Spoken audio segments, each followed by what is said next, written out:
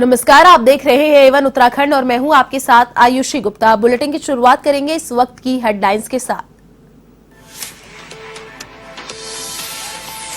देश मना रहा 71वां संविधान दिवस। देहरादून में संविधान दिवस के विशेष कार्यक्रम आयोजित। विधानसभा में सीएम पुष्कर सिंह धामी ने की शिरकत।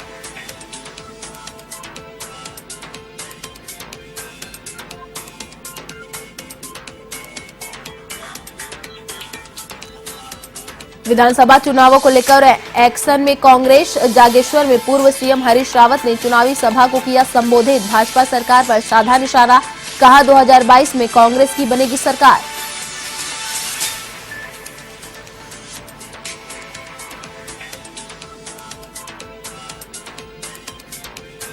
मंगलौर में गन्ना पैरोई शुरू होने के बाद बढ़ने लगी किसानों की परेशानी। शुगर मिल प्रबंधक पर बाहर से गन्ना लेने का आरोप। किसानों ने गन्ना सोसाइटी समिति के बाहर किया प्रदर्शन।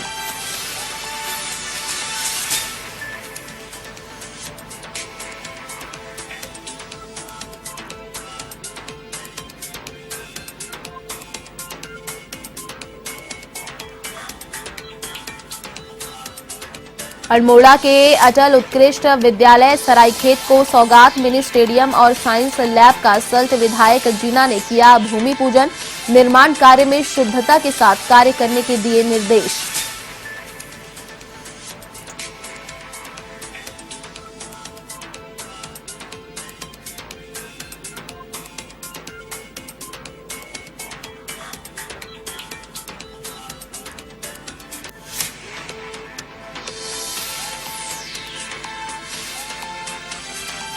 हरिद्वार जिला महिला अस्पताल के बाहर मनचले की धुनाई। छेड़छाड़ करने पर महिला ने की युवक की पिटाई। सोशल मीडिया पर युवक की पिटाई का वीडियो वायरल।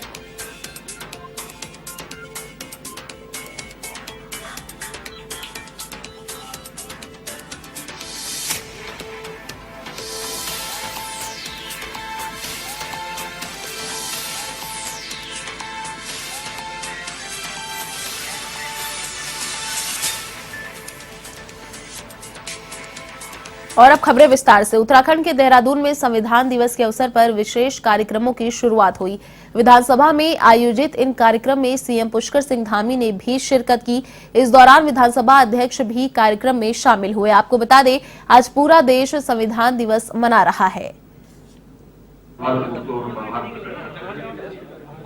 सभी का उपस्थित होने के लिए माननीय मुख्यमंत्री जी का मैं तहे दिल से धन्यवाद करता हूँ।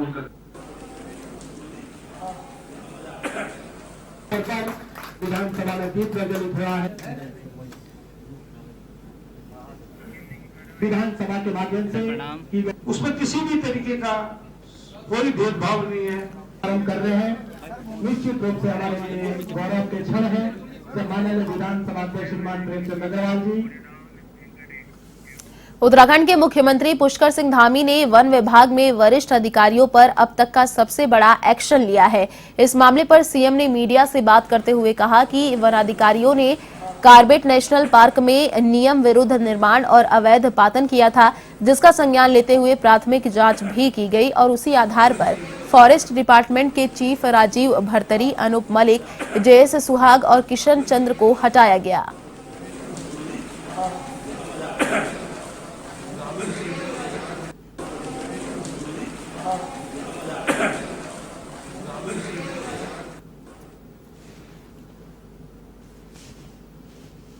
देखिए, पिछले दिनों संज्ञान में आया था कि इस प्रकार की गतिविधि वहाँ पर हुई है कॉर्बेट रिजॉर्ट के अंतर्गत। उसके अंतर्गत जितने भी लोगों को हमने प्राथमिक जांच में उनसे संबंधित चीजें पाई गई, उन सभी के खिलाफ और उनको सभी को अपने अपने स्थानों से हमने डिस्प्लेस किया है और आगे हम जांच करवा रहे हैं। इसमें जो भी दोषी पाया जाएगा उसके खिलाफ। हरिद्वार की ज्वालापुर विधानसभा क्षेत्र के अतमलपुर गांव में संविधान महोत्सव का आयोजन किया गया। इस मौके पर मुख्य अतिथि के रूप में भारतीय जनता पार्टी के राष्ट्रीय महामंत्री और उत्तराखंड प्रभारी दुष्यंत गौतम कार्यक्रम में शामिल हुए। उन्होंने कहा कि पिछली सरकारों की गलत नीतियों के कारण देश का बंटवारा हुआ। वहीं उन्होंने कहा कि अनुसूचित जाति के साथ महिलाओं को भी अंबेडकर ने संविधान में समानता का अधिकार दिलाया।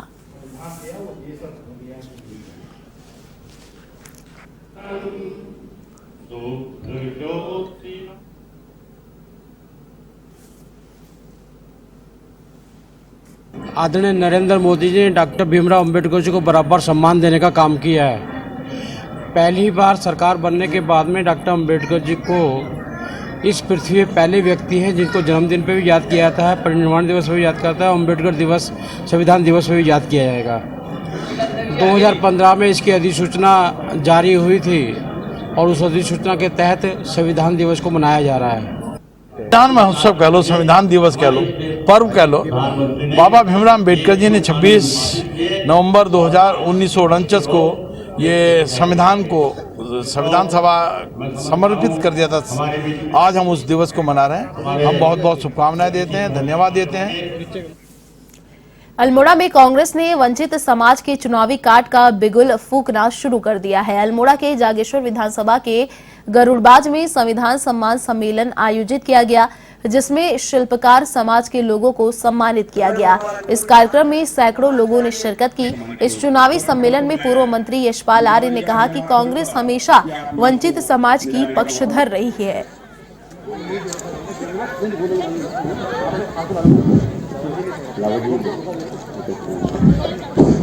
भारत माता की।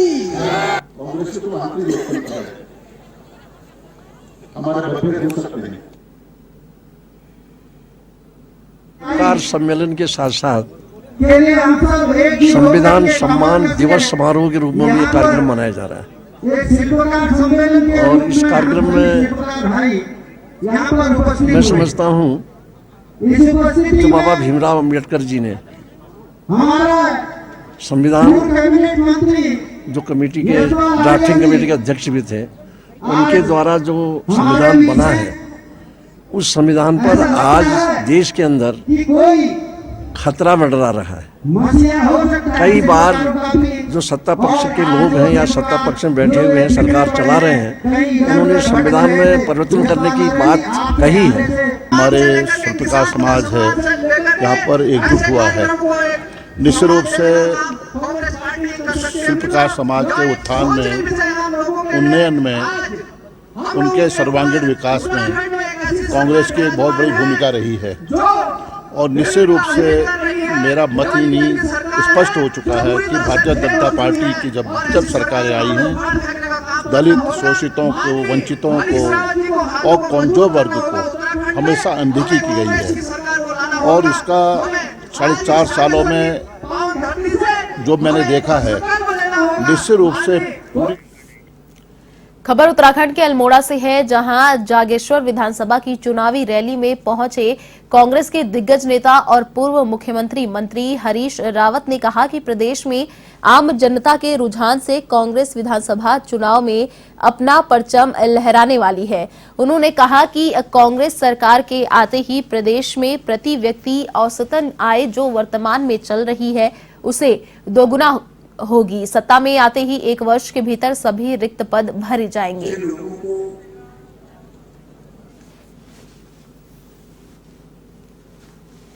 चुनाव के सहारे प्रति व्यक्ति औसत आय को जितनी इस समय है राज्य की, उसको दुगना करेंगे।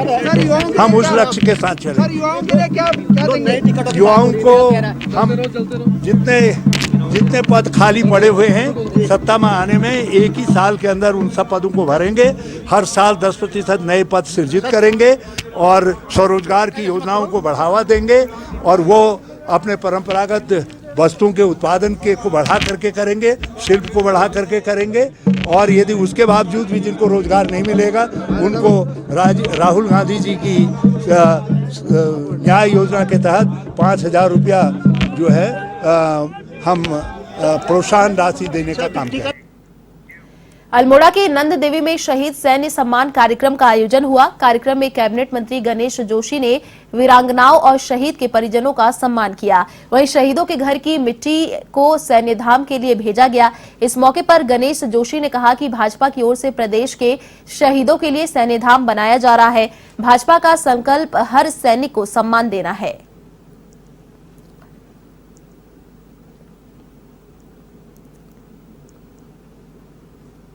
आज इन शहीदों के सम्मान में एक विशाल सैन्य धाम देहरादून के गुनियाल गांव में बनाने जा रहे हैं। उसके लिए हमने संकल्प लिया है कि फर्स्ट वर्ल्ड वार से लेकर अभी तक जितने हमारे शहीद हुए हैं 1734 शहीद परिवारों से हमने संपर्क किया है। उनके घरों की पवित्र मिट्टी को कलश में लेकर हम देहरादून जा रहे हैं। उस पवित्र मिट्टी से सैन्य धाम का निर्माण होगा।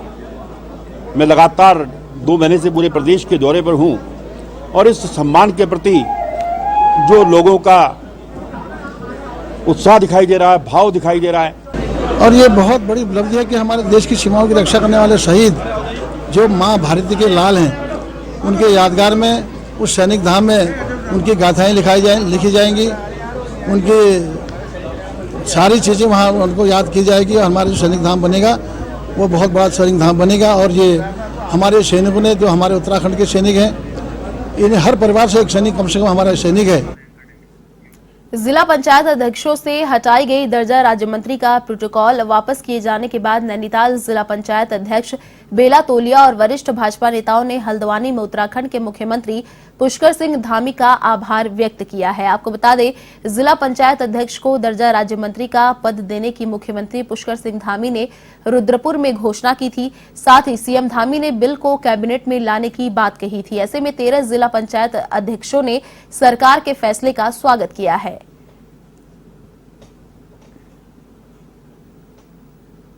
उत्तराखंड के सभी जिला पंचायत अध्यक्षों की ओर से माननीय मुख्यमंत्री जी का आभार प्रकट करती हूँ।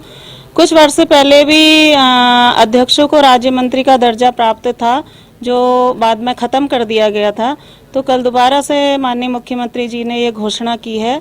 अभी जल्दी ही शासनादेश ये जारी हो जाएगा, जिससे हम सभी अध्यक्षों का इससे मनोबल बढ़ा है, काफ़ी खुशी हो रही है और इससे हमारे ज़िले का विकास में भी गति आएगी और जो कार्य रुके हुए हैं और नहीं हो पाए हैं उसमें विकास कार्यों में भी इसमें शीघ्रता आएगी। मैं सर्वप्रथम माननीय मुख्यमंत्री धामी जी का धन्यवाद करूंगा, जो उन्होंने सभी जिला पंचायत अध्यक्ष 13 जिलों के हैं उनको ध्यान में रखते हुए उनकी मांग को, जो कल उन्होंने उधम सिंह नगर में एक घोषणा करी, मैं उनका आभार प्रकट करता हूं। और पूर्व में भी जिला पंचायत अध्यक्ष को कुछ प्रदेशों में राज्य मंत्री का दर्जा है और किन्हीं प्रदेशों में कैबिनेट मंत्री तक का दर्जा दिया गया है। उत्तराखंड के डोईवाला में किसान आंदोलन को 1 साल पूरे होने पर किसानों ने उप जिलाधिकारी को ज्ञापन सौंपा।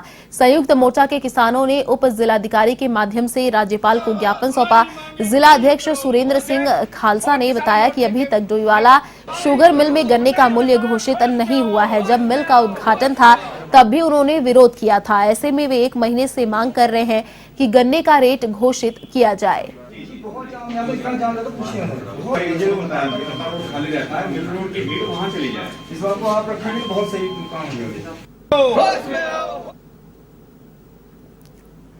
जैसे कि पिछले दिनों आपने देखा, शुगर फैक्ट्री के उद्घाटन पे भी किसानों की यही मांग रही है और आज भी किसान इसी मांग को लेके आया है।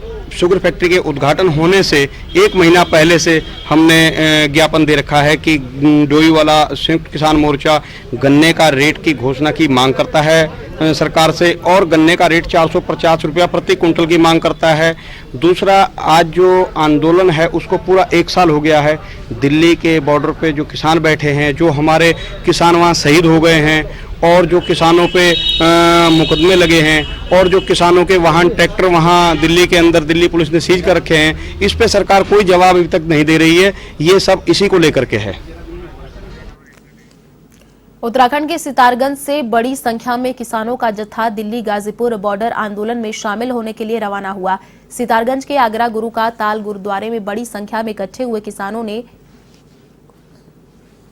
अपनी मांगों को समर्थन में नारे लगाए। किसानों का कहना है कि मोदी सरकार ने 3 कानून वापस लेने का ऐलान तो कर दिया, लेकिन जब तक एमएसपी की गारंटी के साथ बाकी मांगे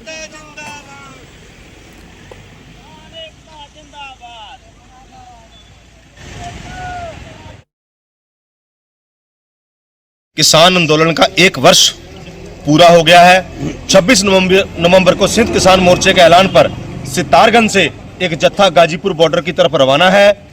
ये सभी जो हमारे किसान साथी शहीद हुए थे उनके बलिदान के कारण और जो साथी 1 साल से वहां पर डटे हुए थे उनके संघर्ष के कारण ये तीनों बिल जो है ये मोदी सरकार को वापस लेने पड़े। अब हमारी एमएसपी की मांग है जब तक एमएसपी की मांग पूरी नहीं होती है, किसानों के जत्थे ऐसे ही गाजीपुर बॉर्डर पर जाते रहेंगे। सरकार आंदोलन की कुछ मांगे अभी मोदी जी ने मांगी हैं, जिनमें से एक है कानून की वापसी। अभी जो इस आंदोलन के दरमियान जो हमारे बेकसूर किसानों पर मुकदमे लगे, हमारे बेकसूर किसानों के जो ट्रैक्टर दिल्ली के थानों में खड़े हैं उनकी वापसी, बिजली के कानून में संशोधन। खबर उत्तराखंड के मंगलौर से है, जहां गन्ना पैरोई सत्र शुरू होने के बाद किसानों की परेशानी बढ़ने लगी है।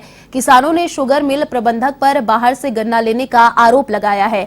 वहीं मिल पर मनमानी का आरोप लगाते हुए गन्ना सोसाइटी समिति के बाहर प्रदर्शन किया। किसानों ने आरोप लगाया कि उनको समय पर पर्ची मुहैया नहीं कराई जा रही, जिससे गेहूं की बुआई में देरी हो रही है। मिल प्रबंधन मनमानी ढंग से बाहरी गन्ने की खरीद कर रहा है।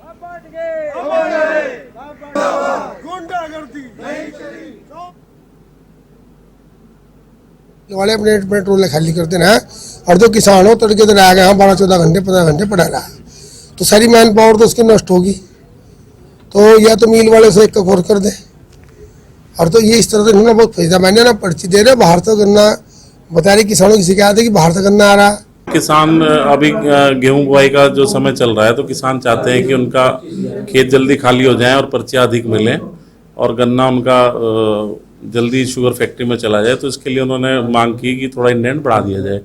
वैसे तो मैंने आज ही बढ़ा दिया था अपनी तरफ से ही, लेकिन कल से हम मिल प्रबंधन से वार्ता करके उसको और थोड़ा गेट का जो इंडेंट है उसको अधिक बढ़ा दें। उधम सिंह नगर के किच्छा स्थित Shri Krishna merchant association inter college में छात्रों को शिक्षा के लिए प्रेरित करने के उद्देश्य से गर्म कपड़े वितरित किए गए। इस कार्यक्रम में छात्र छात्राओं के पेयजल के लिए वाटर कूलर और फर्नीचर उपलब्ध कराया गया। वहीं विद्यालय के लिए सहयोग करने वाले भामाशाहों को प्रबंध कमेटी की ओर से सम्मानित किया गया। लड़कियों को मेरी तरफ से ट्रैक सूट बना दो, सभी लड़कियों। समय पर जो है हमारे समाज के द्वारा बहुत से सामाजिक कार्य किए जाते हैं। बच्चों को आज जो है हमने यहाँ ट्रैक सूट का वितरण किया है लगभग 200 बच्चियों को, और साथ ही हमने एक पुरस्कार जो हर प्रतिवर्ष दिया जाएगा, चौधरी प्रभातीलाल स्मृति पुरस्कार, जो यहाँ के अपने संस्थापक आजीवन अध्यक्ष रहे।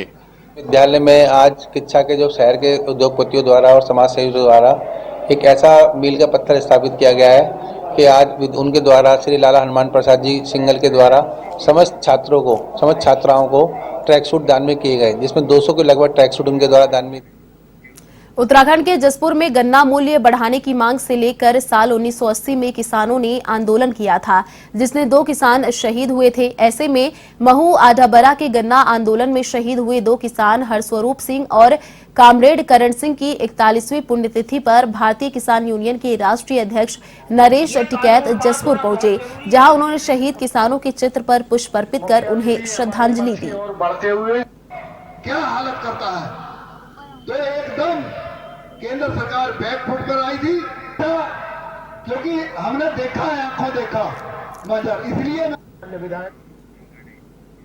उत्तराखंड के अल्मोड़ा स्थित सल्ट विधायक महेश जीना ने अटल उत्कृष्ट विद्यालय सरायखेत में बन रहे मिनी स्टेडियम और साइंस लैब का भूमि पूजन किया। आपको बता दें कि युवा कल्याण विभाग की तरफ से मिनी स्टेडियम के लिए 99.23 लाख और साइंस लैब के लिए 55 लाख की स्वीकृति हुई है। भाजपा के सल्ट विधायक महेश जीना ने अधिकारियों को निर्माण कार्य में शुद्धता के साथ कार्य करने के निर्देश दिए।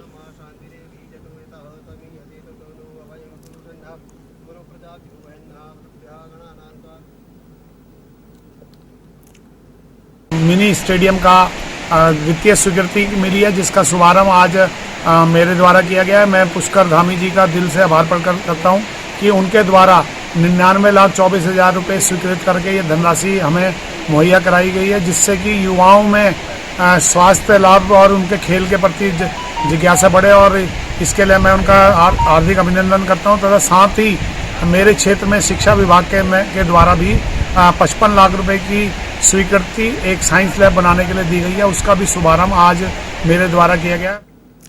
उत्तराखंड में हरिद्वार जिला महिला अस्पताल के बाहर एक महिला ने युवक की सरेआम धुनाई कर दी।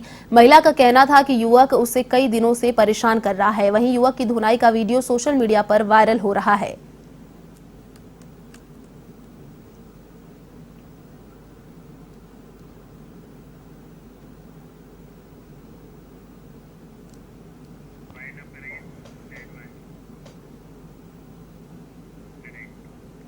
फिलहाल इस बुलेटिन में इतना ही। देश और दुनिया की तमाम बड़ी खबरों के लिए देखते रहिए A1 टीवी। नमस्कार।